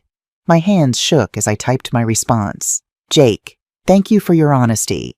And for your courage in writing to me. You're right. This isn't your fault. And you're right that it's not entirely mine either. But I understand why it feels that way. I understand that distinguishing between who loaded the gun and who fired it doesn't help when you're the one caught in the crossfire. I can't undo what's happened. I can't bring back the jobs that were lost today. I can't erase the fear you're feeling right now, but I can try to help where I can. Neural Diagnostics is hiring. We're building an imaging research division, and we need experienced researchers. I'm attaching the contact information for Colin Reed. He's heading the division. Tell him I sent you. That doesn't guarantee anything, but it's a start. If that doesn't work out, I'll personally write you a recommendation letter. For anywhere, anytime. No questions asked. I wish I could tell you that everything will be fine, that the pain will be worth it, that justice always feels good. But I can't, because right now I'm sitting in my kitchen at 7 a.m. on December 26th, reading your email and feeling the weight of every decision I made. Sorry doesn't pay your mortgage. It doesn't feed your family. It doesn't erase fear. But I am sorry. Truly deeply sorry that you and your colleagues are paying the price for something you had no control over. Thank you for reminding me that truth has casualties. I needed that reminder. Elizabeth Morrison. I hit send before I could second-guess myself. Stared at the screen for a long time after the email disappeared. Then I put my head down on the kitchen table and cried. Thomas held another press conference. I didn't want to watch, but I couldn't stop myself. The video was already trending. #1 on YouTube. 8 million views and climbing. Thomas looked even worse than yesterday. Same clothes. Hadn't showered. Eyes hollow. I have a short statement, he said. His voice was hoarse. Then I'm not taking questions. The room went silent. Yesterday, Forbes published an article about me, about my mother, Dr. Elizabeth Morrison, about intellectual property theft. He paused, took a breath. Everything in that article is true. Gasps from the press pool. In March 2022, my mother completed a revolutionary AI algorithm for diagnostic imaging. She filed a patent, protected her work legally. She told me about her breakthrough, asked for my advice on next steps. Another pause. I saw an opportunity, not to collaborate, to take. I convinced her to consult for Hartwell, to share her frameworks and concepts. She trusted me. She thought we were building something together. His voice cracked. But I was building something for myself. I took her frameworks, reverse engineered her approach, created pitch decks presenting her work as Hartwell's proprietary technology. I approached investors, told them we had revolutionary AI capability, never mentioned that it was my mother's work, never mentioned that she owned the patent. Someone in the audience said, "Jesus." When she confronted me, I threatened legal action, told her that everything she worked on while consulting belonged to Hartwell, tried to intimidate her into giving me her algorithm. Thomas looked directly at the camera. "Mom, if you're watching this, I'm sorry. Those words are inadequate, meaningless, but they're all I have." He turned back to the reporters. "I am resigning from all positions at Hartwell Diagnostics, effective immediately, permanent. I will not fight this. I will not appeal.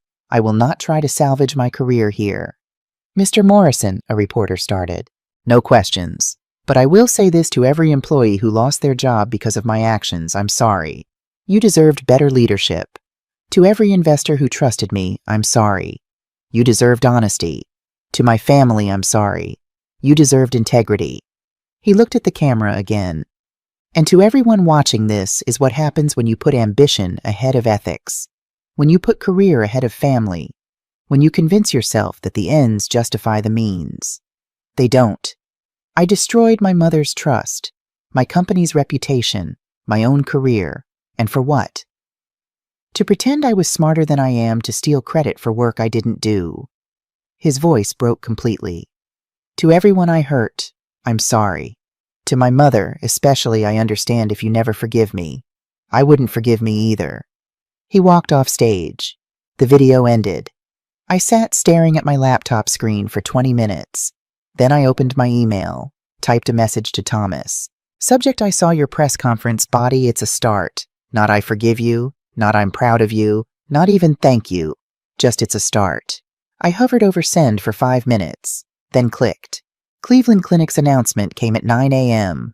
Press release distributed to every major news outlet. Cleveland Clinic has terminated its $18 million partnership with Hartwell Diagnostics, effective immediately. This decision follows revelations about leadership ethics and intellectual property mismanagement. Cleveland Clinic maintains its commitment to cutting-edge medical technology, but cannot partner with organizations that demonstrate fundamental ethical failures. By 10 a.m., Hartwell's stock had dropped 20%. By 11 a.m., 31%. By noon, trading was halted. More emails started arriving. Dozens. Then hundreds. Former colleagues. "Elizabeth the First always knew you were the brains behind Hartwell's innovation. Glad you're finally getting credit. What Thomas did is unforgivable. You did the right thing going public. I worked with you for 15 years. This doesn't surprise me at all. He always took credit for other people's work." Current Hartwell employees. "Dr. Morrison, I just lost my job. My husband has MS. Our insurance covered his treatments. What happens now? I hope you're happy. 200 families are suffering because you couldn't let your son succeed. You're a hero to some people. To me, you're the reason my daughter might not go to college." Strangers. "You're an inspiration. Thank you for standing up for women in STEM." Bitter old woman who destroyed her son out of jealousy. "This is what integrity looks like. Thank you for your courage." I read every single one, every word of praise, every word of condemnation. Catherine found me at my kitchen table at 11 p.m., laptop open, eyes red, face wet. "Elizabeth, you need to stop reading those. I need to know. You need to sleep." How can I sleep? How can I close my eyes when people are losing their homes because of me? Because of Thomas, not you. That's a convenient distinction when you're not the one paying rent with unemployment checks. Catherine closed my laptop, firmly. "Listen to me. The system was broken. Thomas was lying, stealing, misrepresenting. You didn't break Hartwell. You just stopped pretending it wasn't already broken. That's easy to say when you're not responsible. You're not responsible for Thomas's choices, but I'm responsible for mine, and my choice put 200 people out of work. Your choice protected intellectual property rights, protected women in STEM, protected the integrity of medical research. Yes, it had consequences, but that doesn't make it wrong. I looked at her. Are you sure? No, she admitted. I'm not sure, but I'm sure that staying silent was wrong. And sometimes when all your choices are hard, you pick the one you can live with. Can I live with this? I don't know, Elizabeth. Can you? The email came from William Porter at 8 a.m. Subject: you need to see this, attached 47 files. I opened them one by one. Pitch decks, email chains, meeting notes, all from Thomas, all from May through August, all showing him systematically shopping my algorithm to different venture capital firms. Northland Investments, Greystone Capital, Summit Ventures, Redwood Partners, Beacon VC, 5 firms, 5 pitches, 5 opportunities to sell my work. Each pitch deck was nearly identical. 23 slides, professional graphics, Hartwell logo on every page. Revolutionary AI framework for predictive diagnostics. Proprietary technology developed by Hartwell Diagnostics. Led by Thomas Morrison, VP of Innovation. Every single word was a lie. One email stood out. From Thomas to a VC named Richard Sterling at Summit Ventures. Rick, following up on our meeting last week. The AI diagnostic algorithm I presented is ready for commercialization. Full patent protection in place.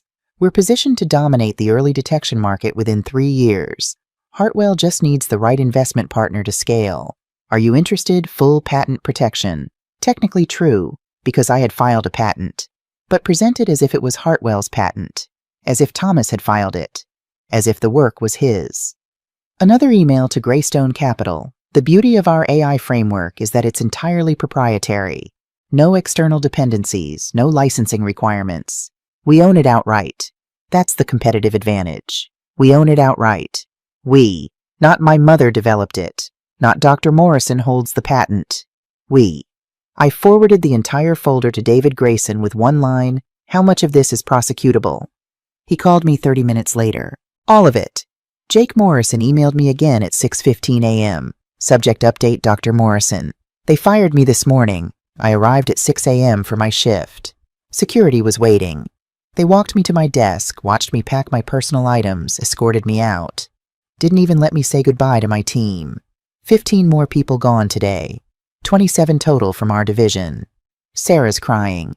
Emma keeps asking why Daddy's home. The baby's due in 6 weeks. I sent my resume to Colin Reed like you suggested. Haven't heard back. I know it's only been 2 days, but every day feels like a year right now. I'm not mad at you. I want you to know that. I'm scared. And I needed to tell someone. Thank you for listening. Jake, I replied immediately. Jake, I'm calling Colin right now. Calling, not emailing. You'll hear from him by end of day. In the meantime, I'm wiring $10,000 to your account. Don't argue. Don't refuse. Consider it a consulting fee. I need someone with your expertise to review some technical documentation for neural diagnostics. 1 hour of your time. $10,000. Deal. Give me your bank account details. I'll have it transferred by noon. You're not alone, and you will get through this. Elizabeth. I called Colin at 7 a.m. We're hiring Jake Morrison, I said. No preamble, no small talk. Elizabeth, we've got 20 applications for every... I don't care. We're hiring him. Today. Make it happen. Is he qualified? 6 years at Hartwell.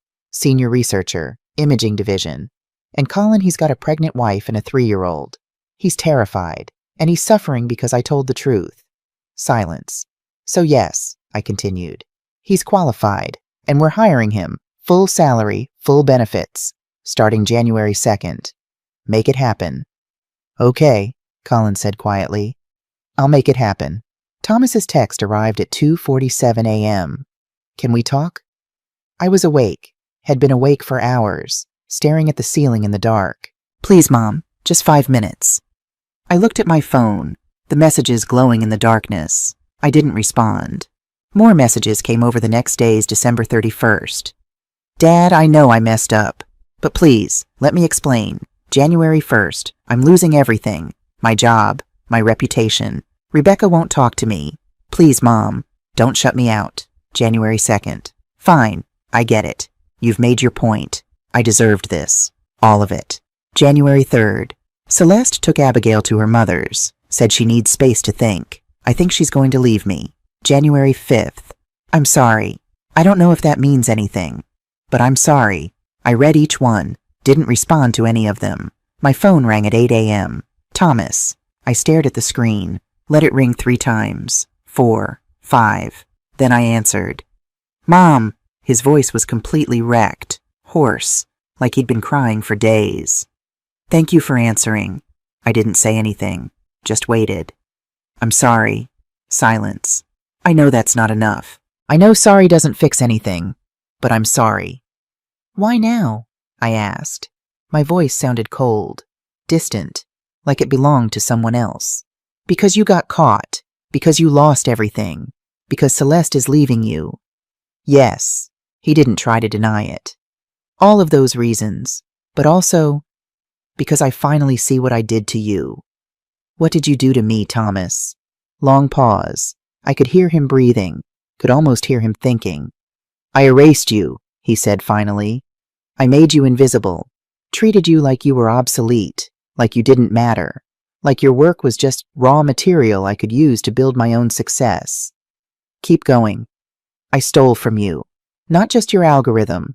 I stole your contributions, your recognition, your place in your own granddaughter's life. I made Abigail think loving you was something she had to hide. His voice broke. I destroyed you, Mom, systematically, over 2 years, and I told myself I was doing it for the company, for the family, but I was just doing it for myself. Why? Because... He stopped, started again. Because I was jealous. There, I said it. I was jealous of you my entire life. I blinked. Jealous? You're brilliant. Everyone knows it. Dad knew it. Your colleagues knew it. Even I knew it. Dr. Elizabeth Morrison, genius researcher, pioneer in diagnostic imaging, the woman who built Hartwell from nothing. Thomas? No, let me finish, please. He took a shaky breath. I spent my whole life being Elizabeth Morrison's son. Not Thomas, not my own person, just your son. And when I finally got to Hartwell, when I finally had a chance to make my own name, I couldn't, because you were always there. Always smarter, always better, always the real talent. So you tried to become me. I tried to replace you. Thought if I could take your work, claim it as mine, then finally, I'd be more than just your son. I'd be somebody. Silence stretched between us. But all I did, Thomas continued, voice thick with tears, was prove that I'm not you, that I never will be, and that trying to steal your brilliance just made me a thief. I closed my eyes, pressed the phone to my ear. You didn't have to be me, Thomas. You just had to be you. I know that now. I know a lot of things now. Too late. All of it too late. What do you want from me? I don't know if I deserve anything from you, but can I try to fix this? Can I try to make it right? How? I already resigned, publicly confessed, but that's not enough. I want to testify. If anyone sues investors, the board, anyone, I want to tell the truth under oath. I want to make sure everyone knows exactly what I did. That'll destroy any chance you have of working in this industry again. I know. No company will touch you. I know. Your career is over. I know. His voice steadied slightly. But at least Abigail will know I tried to do the right thing. Eventually, when she's old enough to understand, at least she'll know I owned my mistakes. I looked out my kitchen window. Snow falling. Another Minnesota winter. Okay, I said. Okay, what? Tell the truth, everywhere, every time, under oath if necessary. We'll see what happens after that. Does this mean? It means it's a start, Thomas. Nothing more. I'm not ready to forgive you. I don't know if I ever will be, but I'm willing to see if there's a path forward. Thank you. He was crying openly now. Thank you, Mom. Don't thank me. Just do the work. Real work. On yourself. Figure out who you are when you're not trying to be me. I will. I promise. We hung up. I sat in my kitchen for a long time after, staring at my cold coffee, at the snow outside, at Abigail's drawings on the refrigerator. Michael's photo watched from the mantel. Is this what you wanted? I asked him silently. Is this justice? Or just more pain? He didn't answer, just smiled his forever smile. The post went live at noon. Every platform, every network, everywhere. I read it on my laptop, Catherine on speakerphone, Colin and Lauren on video chat. My name is Thomas Morrison. I'm writing this because I owe my mother, my family, the employees of Hartwell Diagnostics, and every person affected by my actions a full, honest accounting of what I did. In March 2022, my mother, Dr. Elizabeth Morrison, completed a revolutionary AI algorithm for medical diagnostic imaging. She spent 20 years developing the foundational research, 2 years specifically building this algorithm. She filed a patent on March 15, 2022, protecting her intellectual property. I knew about the patent. She told me, showed me the filing documents, asked my advice on commercialization strategies. Instead of helping her, I stole from her.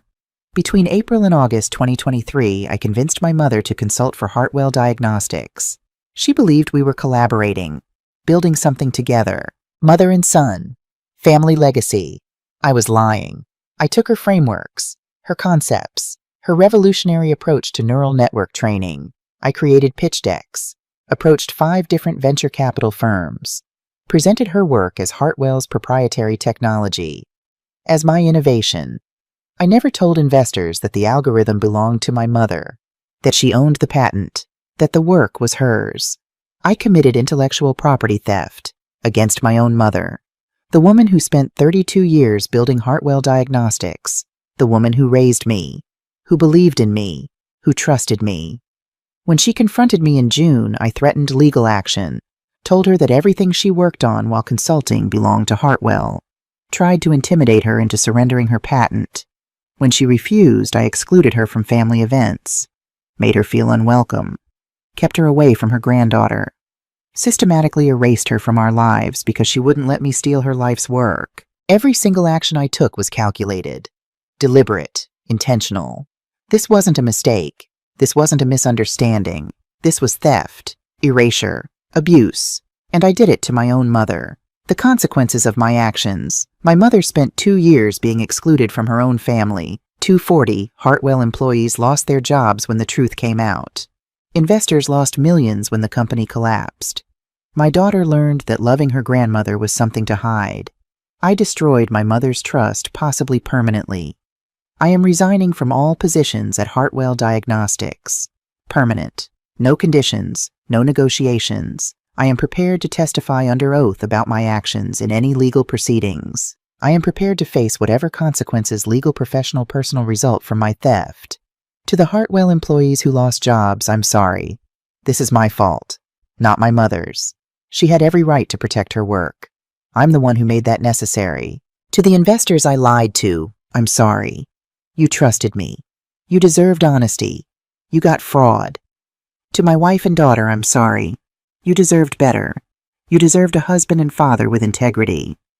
To my mother, I'm sorry. Those words are meaningless after what I did. But they're true. I destroyed something precious, something irreplaceable. Your trust, your place in our family, your joy in your granddaughter. I don't expect forgiveness. I don't deserve it. I just want you to know that I finally understand what I took from you, and I will spend the rest of my life trying to be the son you deserved to have. To everyone watching, this is what happens when ambition becomes more important than integrity, when success matters more than honesty, when you convince yourself that family means you're entitled to take whatever you want. Learn from my mistakes. Protect your work. Document everything. Don't trust anyone, even family with intellectual property you haven't legally protected. And if you're in STEM, especially if you're a woman, especially if you're older, your work matters. Your contributions matter. You matter. Don't let anyone make you invisible. My mother spent 2 years being erased. She finally said enough.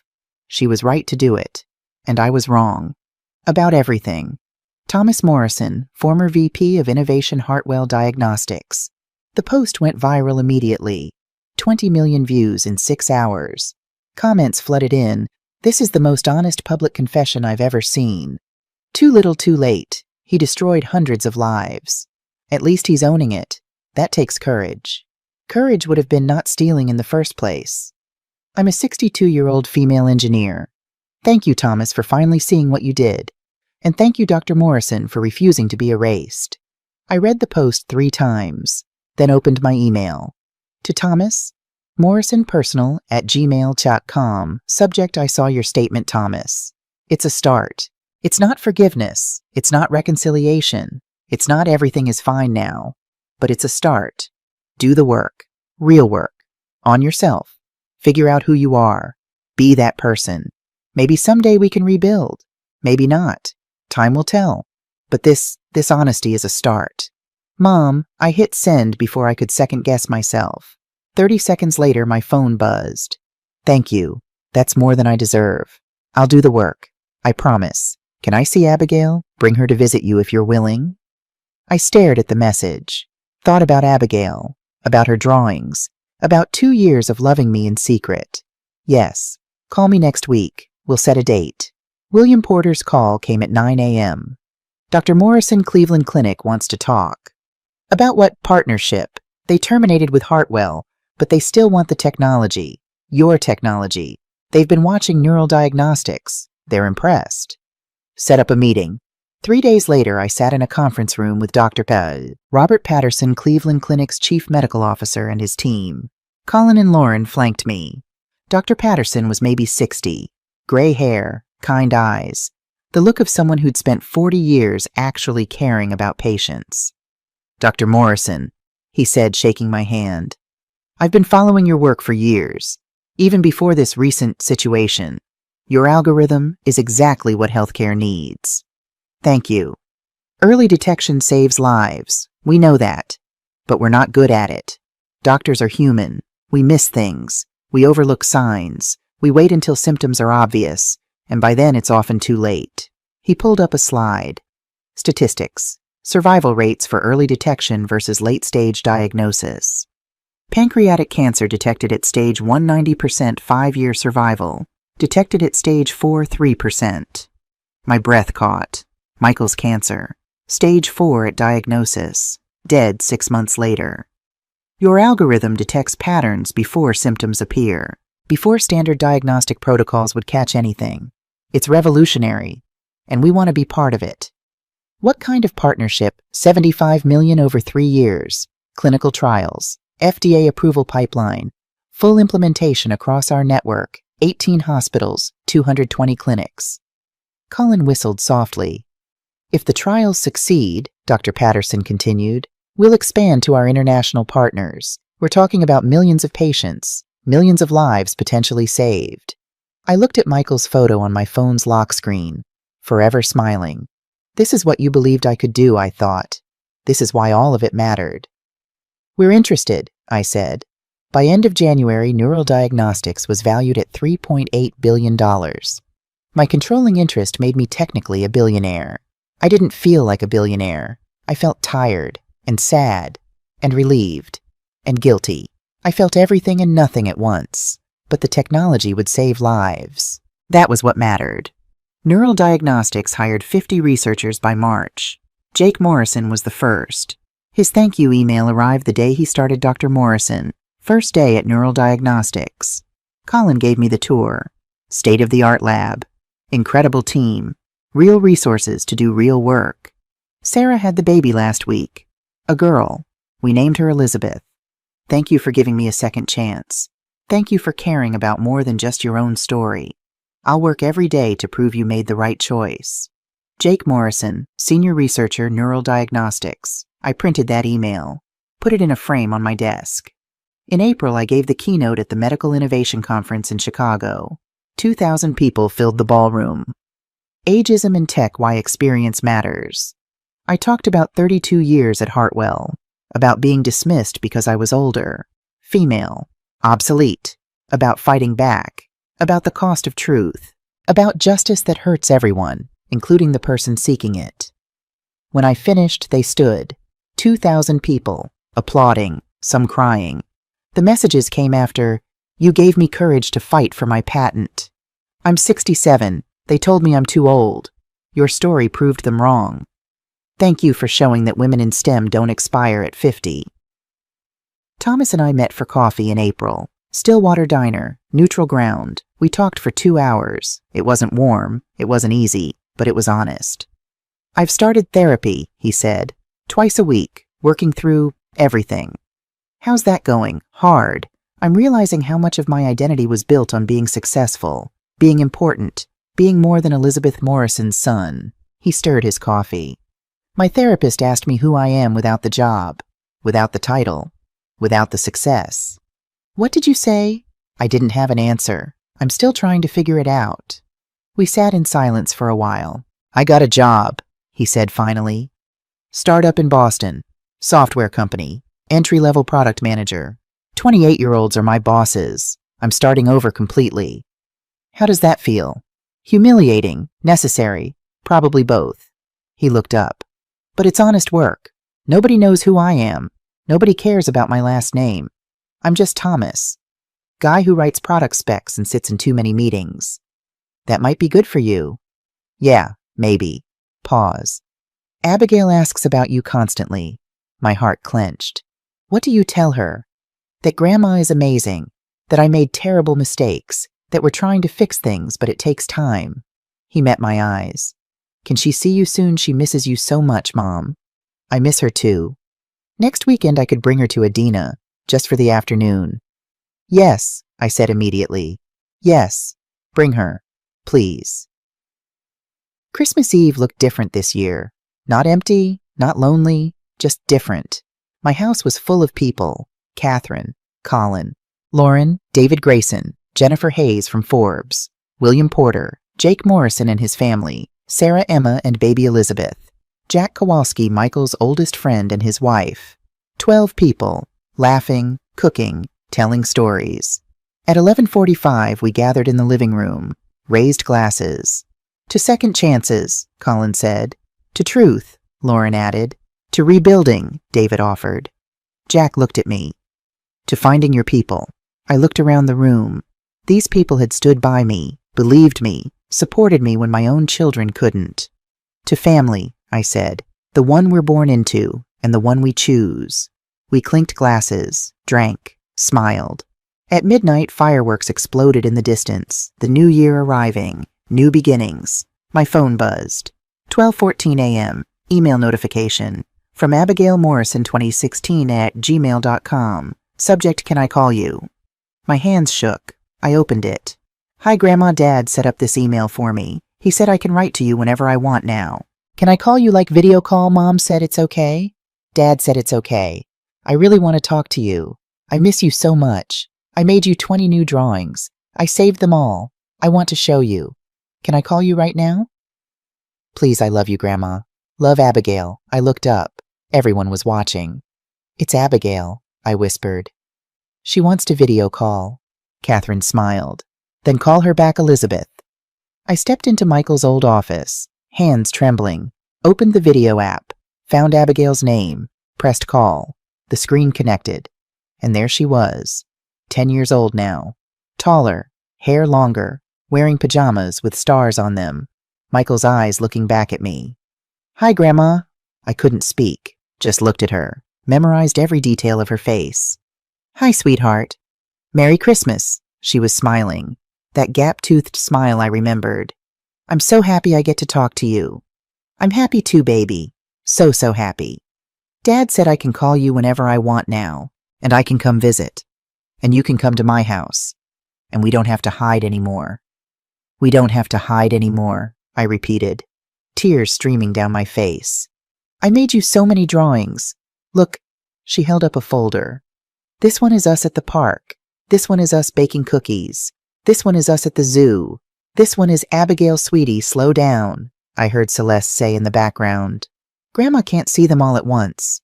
But I want to show her everything. I want to see everything, I said. Tell me about each one. She talked for 30 minutes, about school, about piano, about her new baby cousin Rebecca had a son in September, about learning to ice skate, about everything I'd missed.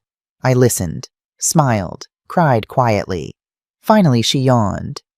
I should go to bed, she said reluctantly. But Grandma, yes, sweetheart. Can I come visit you tomorrow? For Christmas, Dad said maybe if you want. I looked at the calendar. Christmas Day. Yes, tomorrow. Please come tomorrow. Yay, I'm going to bring all my drawings and we can bake cookies and you can meet my hamster. His name is Snowball and I can show you my piano songs. Abigail, breathe. I laughed. Yes to all of it. Come whenever you want. I love you, Grandma. I love you so much, Abigail, more than you'll ever know. I know, Grandma. I always knew. The call ended. I sat in Michael's chair for a long time, tears drying on my face, but smiling. Catherine appeared in the doorway. You okay? She's coming tomorrow. That's wonderful. I looked at Michael's photo on the desk, forever smiling, forever believing I was stronger than I thought. I did it, I whispered to him. I protected my work. I told the truth. I lost everything and found it again. Different, changed, but found. His smile didn't answer, but I didn't need it to. I knew. Abigail at 10. He stood on my porch, holding his daughter's hand, looking older, thinner, but steadier somehow. Thank you for this, Mom. I nodded. Still couldn't quite smile at him. The wounds were healing, but they weren't healed. Abigail launched herself at me. I caught her, held her tight, breathed in strawberry shampoo and childhood. I brought everything. She held up a backpack. My drawings, my piano music pictures of Snowball. Show me all of it, I said. Thomas and Celeste left. We'll pick her up at 3. That's fine. We spent 5 hours together, baking cookies, looking at her drawings, listening to her play piano on her tablet, talking about everything. At lunch, she asked, Grandma, why couldn't I see you for so long? I thought about lying, making it simple, but she deserved truth. Because your dad and I had a fight, a big one, about something he did that hurt me, and it took a long time for us to figure out how to talk to each other again. Did you stop loving each other? No, sweetheart. Love doesn't turn off like a switch. But sometimes love isn't enough. Sometimes people need time and space and honesty before they can be close again. Are you close again now? We're working on it. It's not easy, but we're trying. She thought about this. I'm glad you're trying. Me too. Because I love you both. And it was sad when you weren't talking. I pulled her close. I'm sorry you had to be sad about that. It's okay. You're together now. That's what matters. 10 years old. And she understood forgiveness better than any adult I knew. I'm writing this in February, 14 months after the Forbes article. 14 months after I detonated my family to protect my truth. Neural Diagnostics just finished Phase 2 clinical trials. The algorithm works. Better than we hoped. Early detection rates up by 43%. Survival rates improving dramatically. We're expanding. Partnering with 12 more hospital systems. By 2027, our technology will be in 200 hospitals across North America. The work will save thousands of lives. Michael would be proud. Thomas and I talk once a week. Carefully, honestly. Rebuilding trust brick by brick. He's still in Boston. Still working entry level. Still in therapy. Still figuring out who he is when he's not trying to be me. Last week he called. I got a promotion. Team lead. Small team. But it's mine. Earned it, honestly. I'm glad, Thomas. Thanks, Mom. That means a lot. We're not close, but we're honest. Sometimes that's better. Rebecca and I had lunch last month. She apologized. Really apologized. I saw what Thomas did and I made excuses, because it was easier than admitting my brother was wrong. I'm sorry, Mom. Thank you. Can we try to be mother and daughter again? We can try. It's awkward. Careful. But it's something. Abigail visits every other weekend. We bake, draw, talk about everything. Last week she asked, Grandma, was it worth it? Everything you went through. I thought about it. Really thought about it. Yes, I said finally. Because you're worth it. Because truth is worth it. Because I'm worth it. She hugged me. I think you're the bravest person I know. I'm not brave. I'm just a woman who got tired of being invisible. But if my story helps one person stand up for themselves, if it helps one woman in STEM protect her work, if it helps one person choose truth over silence, then every painful moment was worth it. You're not too old. You're not obsolete. Your work matters. Your voice matters. You matter. Don't let anyone make you forget that. Document everything. Protect yourself. Speak up, even when it's hard, even when it costs everything. Even when the people you love become the people you have to fight. Truth has casualties, but silence has more. Choose truth. Choose yourself. Choose courage. You're not alone. None of us are.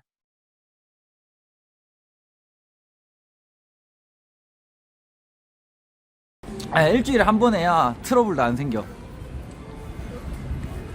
쿨할 사람이요? 주변에 있어. 예.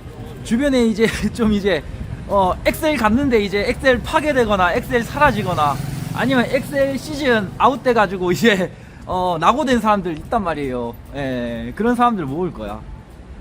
예, 엑셀 낙오된 사람들 지금 많아. 엑셀 폭파된 게 지금 많거든.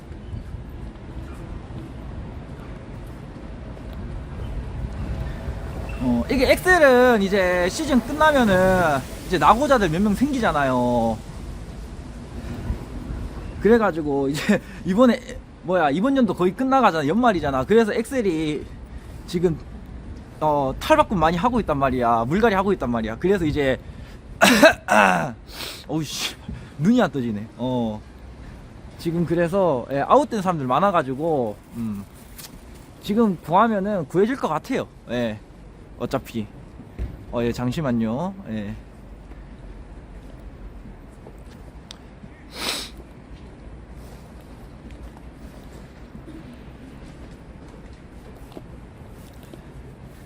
예, 항상 말하지만 예, 남들이랑 똑같이는 안 할 거야. 뭐든지 간에.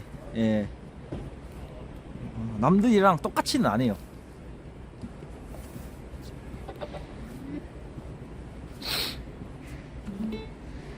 저는 항상 밥은 시켰어.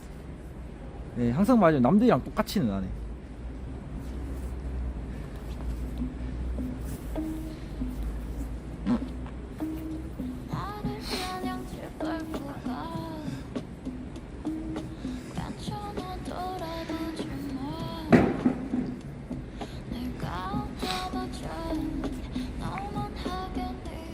뭐 어떻게든 뭐 죽이든 밥이든 해보려고 하는 거죠 뭐. 그럼 동아리대로 먹는 거 14개 15개로 하냐? 당연하죠 형님. 초심 잃으면 안 되지. 그거는 똑같아. 초심 잃으면 안 되지. 대신에 식권은 받을 거예요. 대신에 식권은 받아야지. 엑셀이자 크루니까 식권은 받아야지. 얘가 어쩔 수 없는 거야. 식권은 받아야지. 대신에 먹는 건 14개 15개 맞지. 14개 15개.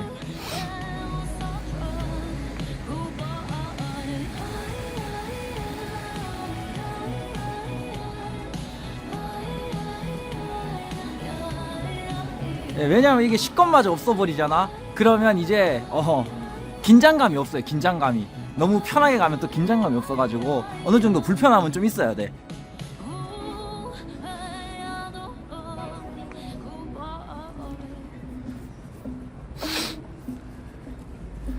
그리고 쿠르라고 했잖아.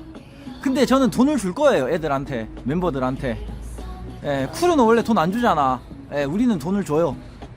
받은 만큼, 일할 만큼 줘. 우리는 또 그게 메리트가 있는 거야.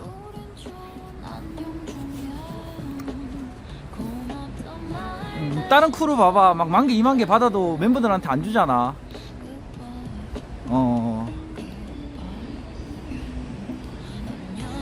엠빵을 왜 해? 그럼 말 나와.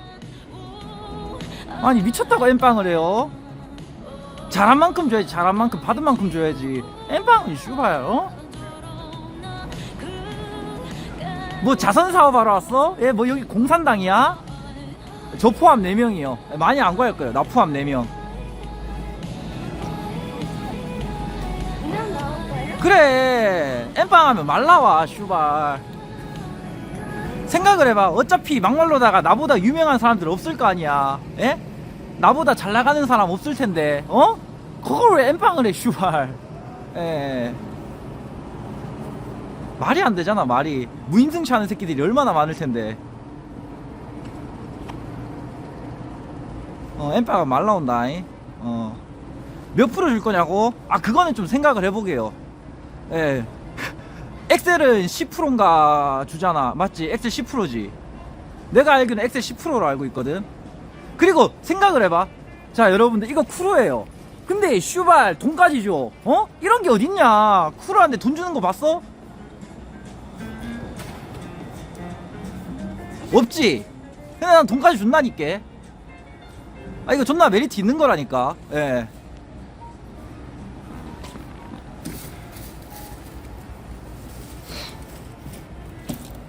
아 그러니까 몇 프로 떼줄지는 좀 생각을 해봐야 돼요 이게. 예. 처음부터 많이 주면 안 돼. 막말로다가 예. 만 개가 터졌어. 예, 만 개가 터졌어. 그러면 30%를 줘. 어우 야 그러면 안 돼. 안 돼, 안 돼.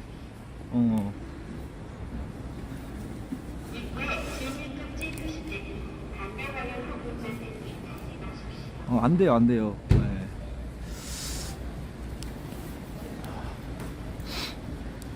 10%도 안 준다고? 아니야. 사실은 한 30% 줄 것 같아. 예, 여러분들, 예, 제가 이렇게 말해도 30%는 줄 거예요, 30%는. 예. 왜냐면은, 내가 이제 환전하고 세금까지 딱 치잖아? 그러면 한 이제 내가 진짜 실질적으로 받는 돈은 한 40% 받아. 예. 그럼 애들 30% 나눠주면 되잖아. 예. 그럼 남는 게 있냐고요? 뭐 남는 걸 보고 갑니까? 예, 그냥 이제 예, 남는 거 이제 여러분들이죠. 남는 거는. 예, 그러니까 만약에 만 개를 받았어. 만 개를 받았으면은 이제 사실상 이제 내 돈은 이제 얼마냐 그러면은 4명이서 엠빵 하니까 예, 30%씩 기다려봐. 한 10% 먹겠다고 쿨하는 거냐고요? 아니요, 아니요. 그 10%가 아니죠. 예. 자, 이거 정확하게 얘기해 드릴게요. 환전한 거에 30%. 예. 환전한 거에 30% 여러분들. 이거 확실하게 해야 돼.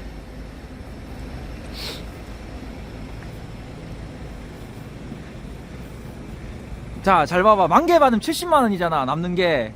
70만원이 남아요. 예. 맞잖아요. 예. 그러면은 이제 멤버들한테 예, 얼마가 가느냐 15만원씩 가는 거지. 예. 만약에라고 치면은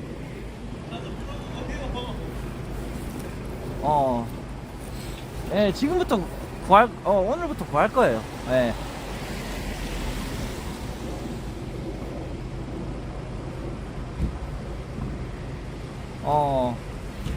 자, 대신에 또 저희는 매일의 주제가 있어요. 매일의 주제. 예, 매일의 주제. 매일의 주제. 그러니까 예를 들어 슬로건을 거는 거야. 항상 방송 킬 때마다. 예, 우리는 예를 들어 가지고 이제 오늘의 주제는 5,000개 터질 시 뒤진다 돈가스 갑니다. 5,000개는 내가 먹는 거예요. 그렇게 되면은 인정 여러분들? 예, 그렇게 가는 거예요. 아이씨 비 졸라 오네. 잠깐만. 예, 좀 여기서 얘기할게요. 비가 졸라 오네요. 예, 그러니까 이게 나도 병신이 아니잖아. 나도 돈 벌어야 되잖아. 당연히 슬로건은 걸고 가지. 예, 슬로건 걸고 가죠. 당연히 주제는 걸고 가지. 예. 그래서 이제 5,000개 터질 시 예, 뒤진다 돈가스 갑니다. 예, 이러면 절대 안 쏠 수 없잖아 사람들이. 예, 무조건 쏘게 돼 있잖아. 형 5,000개 받는 거예요. 예. 그럼 5,000개는 내 거잖아. 뭔 말인지 알죠 여러분들? 제가 병신이에요? 예? 애들